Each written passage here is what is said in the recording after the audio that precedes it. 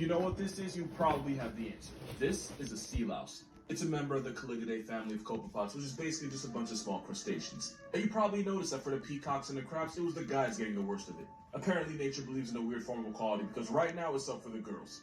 The horror show starts when a male sea louse kidnaps a much smaller female and then forcibly drags her into what I can only describe as a crustacean sex dungeon, where he can have up to 20 other victims also trapped. It's at this moment where this movie loses its rating because the male will forcibly impregnate every last female in his burrow, and this often involves penetrating her abdomen. What the Don't worry, it gets worse. As her brood of children that she never asked for begin to grow, they decide to start eating their way out. Eventually, the mother's body splits open as her nursery of psychopaths rush out of her now mutilated. What the hell? This might be one of the only times where the babies abort the mother. Doesn't even really get to give birth. Her children just bring her death.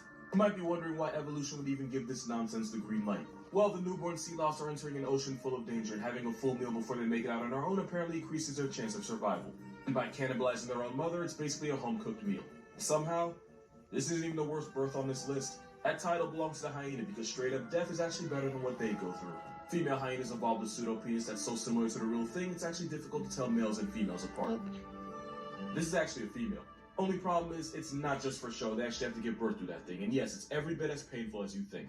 And just to somehow make it even worse relative to the mother's size, hyenas have to give birth to the largest cubs of any carnivore, and they have to do it through a penis. Good amount of first-time mothers don't even survive this because the process involves rupturing and splitting open the pseudo to make it easier for the cub.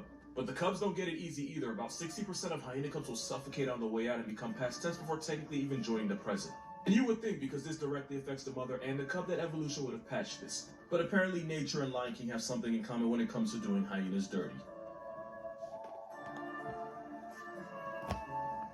But if we're talking about an animal that got done dirty,